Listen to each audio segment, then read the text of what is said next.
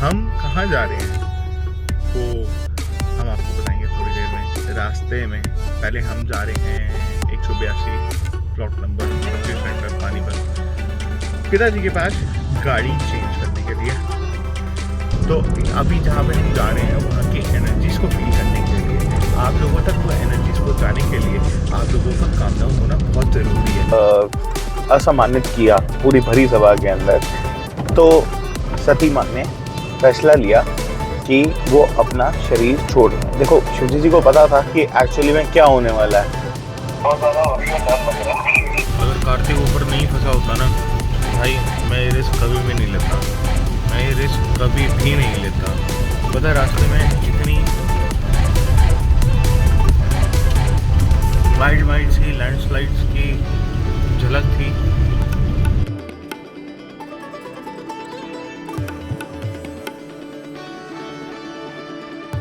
आज है संडे, हम निकल रहे हैं।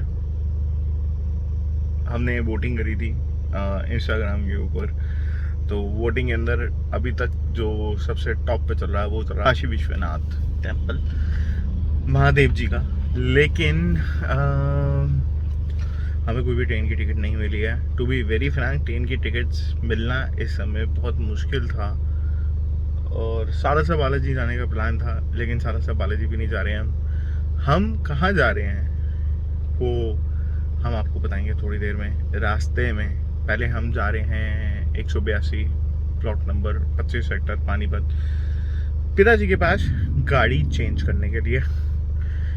तो निधि और हनूर का मन नहीं था मेरे को भेजने का, बट स्टिल मेरे को जाना पड़ रहा है क्योंकि हमने नया काम शुरू किया है।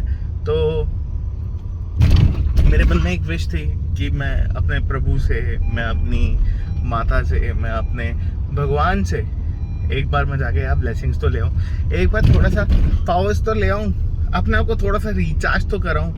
हम खड़े हैं प्लॉट नंबर 182 के बाहर, प्लॉट नंबर 182 बार। ये देखो शीशा है गाड़ी का, चेंज हो चुका है, अभी साफ किया है। देखो कितना सफाई से दिखाई देगा, क्योंकि हमारे गुलाब भैया ने इसके ऊपर ना वो नहीं डाले, क्या कहते हैं, क्लोथ के मार्क्स नहीं डाले, तो अभी तक पूरा एकदम चमकता हुआ है।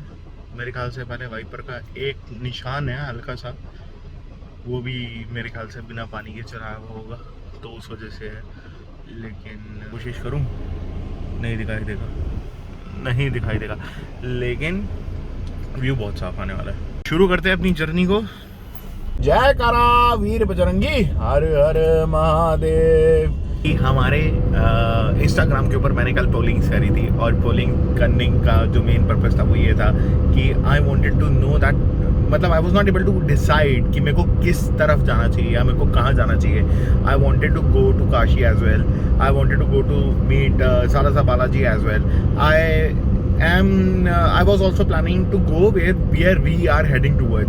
ठीक है, 6-6.5 घंटे का रास्ता है, तो हो सकता है कि हम जा रहे हो बाबा नीम करोली जी के पास कैंची राम, या हो सकता है हम जा रहे हो सारसा बालाजी, या हो सकता है हम जा रहे हो वृंदावन बाबा जी की जहाँ पे समाधि हुई थी बाबा नीम करोली जी की, या हो सकता है हम जा रहे हो कहीं हिमाचल के अंदर जहाँ पे 51 शक्तिपीठों का हम हो सकता है कि हम 51 शक्तिपीठों में से जो 5 शक्तिपीठ हैं शायद हम उनको कवर करने के लिए जा रहे हो। तो हो सकता है कि कुछ भी हो सकता है। पहले तो तहे दिल से उन 28 बंदों का जिन्होंने अपना बहुमूल्य कीमती समय निकाला, उन्होंने हमें वोटिंग करी, ठीक है, 80 में से। देखो मैं नाम नहीं लेना चाहूँगा कि वो 80 कौन थे, ठीक है, और उसमें से कौन से वो 28 है जिन्होंने हमें वोट किया, लेकिन ये वो 28 हैं जिनको मेरे से खूब प्यार है उस 80 में से। देखो, बट आप लोगों का प्यार पता चलता है कि आप लोग मेरे से प्यार कितना करते हो। अगर मैं आपसे कुछ पूछता हूँ तो आप मेरे को रिवर्ट बैक कितना करते हो। तो अगर वो 28 बंदे भी अगर मेरे को रिवर्ट बैक कर रहे हैं ना भाई, आज की डेट के अंदर मेरे लिए बहुत बड़ी अचीवमेंट है। क्यों? क्योंकि I belong to the family जहाँ पे बचपन के अंदर हमारे कजन्स वगैरह हम जब खेल रहे होते थे, तो आई वॉज द, मेरे को ऐसा लगता था कि मैं ना हमेशा एक लेफ्ट आउट वो हूँ, ठीक है। तो बुआ का बेटा आता था, तो बुआ का बेटा क्या करता था, बुआ का बेटा ना बड़े भाई के साथ खेलने लग जाता था, और they used to hide, asked me to hide in the place, and they used to enjoy all together, और मेरे को ना एक कोने के अंदर छोड़ दिया जाता था। तो ऐसे बहुत सारी चीज़ें हैं मेरे साथ जो साइकोलॉजिकली मेरे को बहुत अकेला महसूस करवाती हैं। ठीक है, मैं अगर किसी को अगर कुछ बोलना भी चाहता था या अपनी अगर वॉइस अगर कन्वे भी करना चाहता था ना कि मेरी बात सुनी जाए, तो मेरे को ना बहुत चिल्ला के बोलना पड़ता था। तो उसका जो साइड इफेक्ट हुआ ना, उसका साइड इफेक्ट ये हुआ कि आज की डेट के अंदर मैं नेचुरली बहुत शाउटिंग उसके अंदर चला गया था, जोन के अंदर, कि अगर मैं नॉर्मली अगर किसी से अगर बात करता होता था ना, तो मेरे को ऐसा सबको ऐसा लगता था कि यार ये चिल्ला क्यों रहा है, ये चीख के बात क्यों कर रहा है, यार इसको तो बात करने की तमीज़ नहीं है, तो बहुत बदतमीज़ इंसान है। तो basically how your surroundings treat you, you actually become like that. तो हमें बहुत सारी ऐसी चीज़ें होती हैं जिसको बहुत सारी चीज़ों को कंट्रोल करके अपने आप को नियंत्रण करना होता है। और मैं वही कह रहा हूँ ना कि मतलब बाहर देखने से पहले हमें अपने अंदर देखना बहुत आवश्यक होता है। तो अंदर देखने के लिए अपने आप को शांत करना बहुत ज़रूरी है। तो अभी जहाँ पे हम जा रहे हैं वहाँ की एनर्जीज़ को फील करने के लिए, आप लोगों तक वो एनर्जीज़ पहुँचाने के लिए आप लोगों का काम डाउन होना बहुत ज़रूरी है। तो हम एक पॉइंट आज से ज़रूर ऐड ऑन करेंगे अपनी लाइफ के अंदर, वो है कि हम 15 मिनट अपनी आंखों को बंद करेंगे। ठीक है, एकांत के अंदर एकांत में बैठेंगे, अपने साथ समय व्यतीत करेंगे। 15 मिनट आंखें बंद करेंगे। आंखें बंद करने के बाद हम अपनी नाक से सांस लेंगे। एक बच्चा सांस लेता है, बेली ब्रीथिंग करता है। ठीक है, तो बेली ब्रीथिंग करने के लिए जो टेक्निक होती है वो ये होती है कि हम उल्टे हाथ को पेट पे रखेंगे, सीधे हाथ को छाती पे रखेंगे। ठीक है, और जब हम सांस लेंगे, अगर हमारे अगर ऊपर नीचे हो रहे हैं तो मतलब हम स्ट्रेस ब्रीथिंग कर रहे हैं। हमें फिर से ध्यान देना है, हमारी चेस्ट मूव नहीं करनी चाहिए, हमारी सिर्फ बेली जो है हमारी वो फूलनी चाहिए और वो बंद होनी चाहिए। तो हम इस तरीके से अपने लेफ्ट हैंड की मूवमेंट को ट्रेस करेंगे अपनी बेली के ऊपर रखते हुए, और हम अपने नाक के पहरेदार बनेंगे कि कब हमारी ब्रीथ अंदर जा रही है, ठीक है, और कब वो ब्रीथिंग बाहर आ रही है। इससे क्या होगा, इससे हम पहला लेवल अचीव करेंगे। और दूसरी पॉइंट इसके अंदर हम एक और ऐड करेंगे कि अगर हम डिस्ट्रैक्ट होते हैं इस 15 मिनट्स के अंदर, अगर हम डिस्ट्रैक्ट होते हैं तो अपनी डिस्ट्रैक्शन को एक्नॉलेज करेंगे, हम एक प्यारी सी स्माइल देंगे और हम वापस अपनी नॉस्ट्रिल के ऊपर पहरेदारी करेंगे। तो ये हमें 15 मिनट्स करना है। ठीक है, डेली करना है। जिस दिन हम इसको ऊपर मास्टरी कर लेंगे, ठीक है, उस दिन आपको पता चलेगा एक्चुअली कि मैं किन एनर्जीज की बात कर रहा हूँ। आप लोग एक नेक्स्ट प्लेन पे चले जाओगे, आप अपनी एक इमेजिनेटरी प्लेन के ऊपर चले जाओगे, और उस इमेजिनेटरी प्लेन के अंदर हो सकता है आपको एक ऐसी शक्ति का अनुभव हो, एक ऐसी पावर्स का अनुभव हो जो आप पिछले कई सालों से अपने आप के अंदर ढूंढ रहे हैं। पहुंच गए हैं मार्कंडेश्वर मंदिर अंबाला से पहले। ये इसका वर्णन मैंने बहुत बार किया हुआ है, वर्णन नहीं करने वाला हूँ, लेकिन मैं जयकारा जरूर लगाने वाला हूँ। जयकारा वीर बजरंगी हर हर महादेव। देखो, हे महादेव प्रभु, हमारी यात्रा को मंगलमय करना और हमेशा ही सलामत वापस घर पहुँचना। ये देख के आपको बहुत प्रसन्नता होने वाली है कि अभी हम बस अंबाला ही पहुँचे हैं और मतलब प्यारी प्यारी सी बारिश शुरू हो चुकी है। पहुँच चुके हैं हम पंजाब। हमने दे दिया है टोल और नीचे से हमने ले लिया है राइट टुवर्ड रूपनगर, खरर, मोहाली। शिव और शक्ति मेरे लिए क्या है? शिव जी जो हैं वो पुरुष हैं, शक्ति जो है वो फीमेल है। तो पुरुष और जब शक्ति का मिलन होता है, ठीक है, इन जनरली अगर मैं बात करूं तो वो तो भगवान है, ठीक है, they are born to be together with each other. But in the real life मैं अगर बात करूं कि इस जन्म के अंदर मैं और निधि ने कसम खाई है कि हम 7 जन्मों के लिए इकट्ठे होंगे, we will be the soulmates for next 7 generations और समथिंग।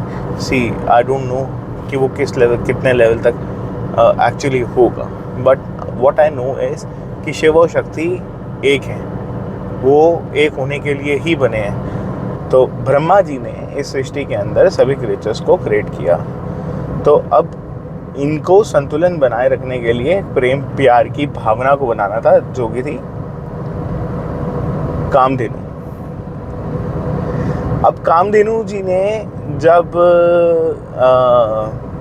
का क्रिएशन किया, तो कामधेनु जी के पास ही सिर्फ एक एकलौती ऐसी पावर है जो ब्रह्मा विष्णु और महेश को भी काम मुग्ध कर सकती है, मतलब उनको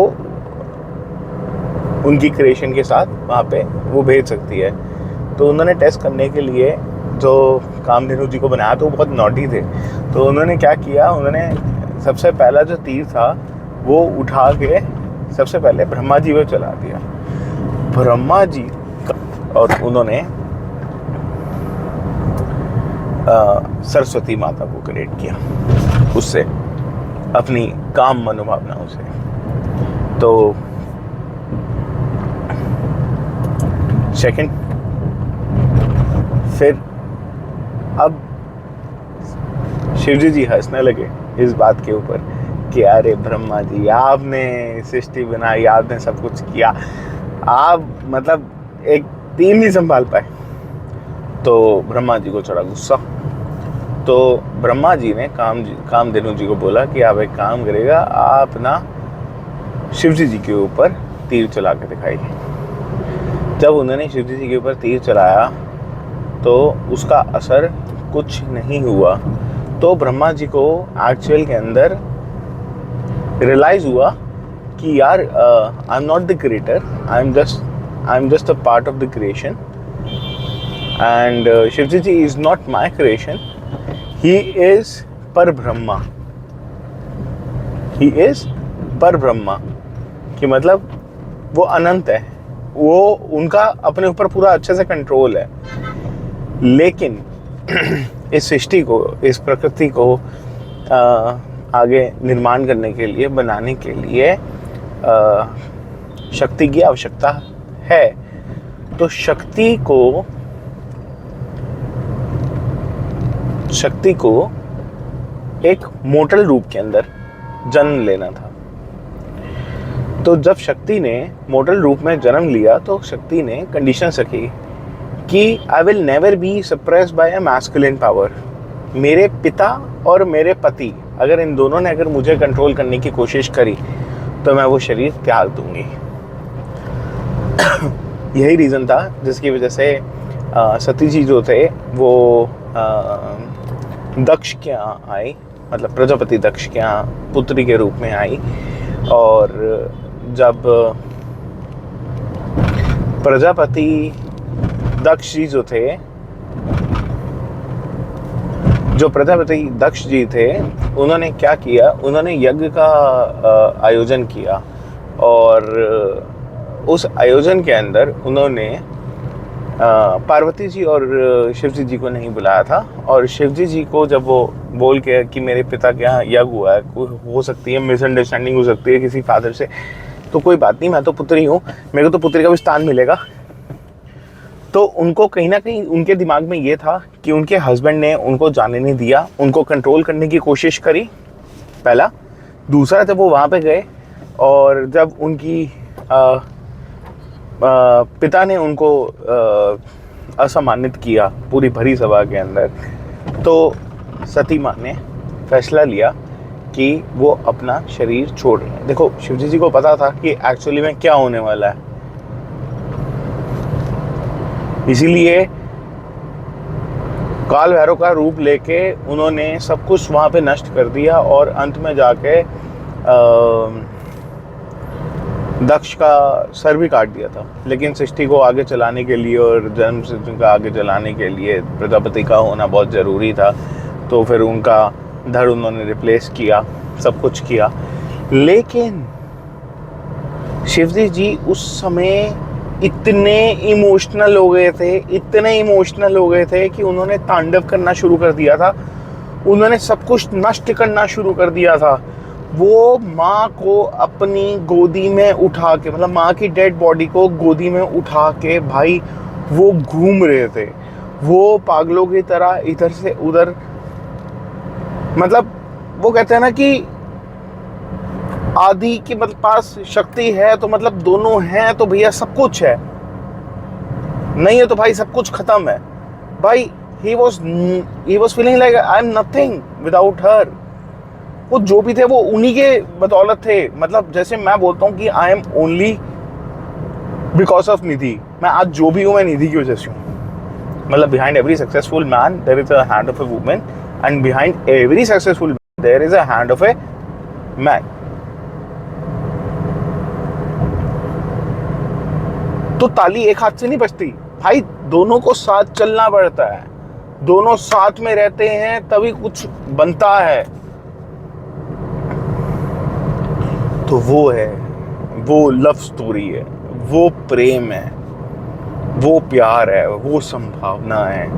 मतलब 21 मन मंत्र के बाद जाके माँ पार्वती के रूप में उन्होंने मतलब स्वीकार किया उनको।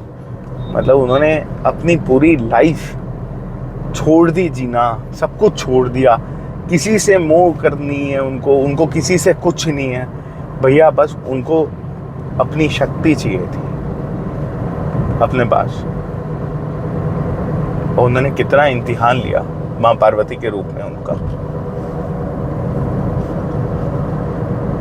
कि जब वो ध्यान में बैठे हुए थे उनको ध्यान से उठाने के लिए कामधेनु जी ने जब तीर चलाया तो वो तीर आता हुआ देख के उनकी तीसरी आंख खुली, और तीसरी आंख की तेज से भाई साहब कामधेनु तक भस्मीभूत हुए थे। इतना गुस्सा है उनका। लेकिन जब वो प्यार करने पे आते हैं तो भाई साहब पता नहीं क्या क्या निछावर कर जाते हैं। इसलिए तो उनका नाम भोले है। जय शिव शंभू, जय भोलेनाथ। तो जब ये लव स्टोरी की मैं बात करता हूँ ना, या जब मैं इस लव स्टोरी के बारे में पढ़ता हूँ, या इस लव स्टोरी से मैं जब मोटिवेटेड होता हूँ भाई, मतलब वो जो फीलिंग है ना of being loved and to love the only one, भाई वो बहुत स्ट्रांग है। मतलब आज की जनरेशन के अंदर धर्मों के अंदर भी लिखा गया है, या हमारे हिंदू धर्म के अंदर ये बात जरूर बोली गई है कि अगर तुम शक्ति का अनादर करते हो ना तो तुम्हें दलिद्र, तुम्हारा वक्त, तुम्हारा समय तुमसे विपरीत चलेगा। और मैंने ये काम होते हुए अपने घर में ही देखा है। मैं बताना नहीं चाहूँगा या मैं बोलना नहीं चाहूँगा, लेकिन मैंने ये चीज़ अपने घर में ही होते हुए देखी है कि ग्राफ ऐसे चल रहा था। जब बुद्धि खनकी ना तो भाई ग्राफ ऐसे हो गया, पता नहीं चला कि कहाँ कहाँ से थप्पड़ पड़े, किस किस से थप्पड़ पड़े, कैसे कैसे थप्पड़ पड़े। वो अगर आज भी अगर पश्चाताप अगर हो जाए ना उसको, उन बंदों को, या कभी भी अपनी लाइफ के अंदर, तो कुछ नहीं करना होता। अब भगवान के आगे बस एक विनती होती है, माँ हे आदि शक्ति, मुझसे गलती हो गई, मुझे माफ़ कर। वो दिल से रियलाइजेशन होनी चाहिए। जिस दिन वो दिल से रियलाइजेशन हो जाए ना, उस दिन सारे पाप माफ हो। चलो वैसे मेरा प्लान है कल, क्योंकि कल मैंने निकलना ही निकलना है यार। ठीक है। जी तो यहाँ पे बारिश बहुत ज्यादा हो रही है, डर लग रहा है। चल आता हूँ, तेरे पास ही लगाता हूँ। ठीक है। मैं कहाँ पे पहुँच के तेरे को फिर घंटी मारूं?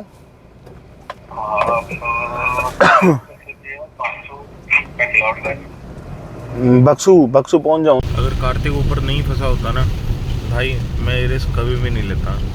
मैं ये रिस्क कभी भी नहीं लेता। पता है रास्ते में इतनी माइल्ड सी लैंडस्लाइड्स की झलक थी। Very scary Kartik, it's very scary.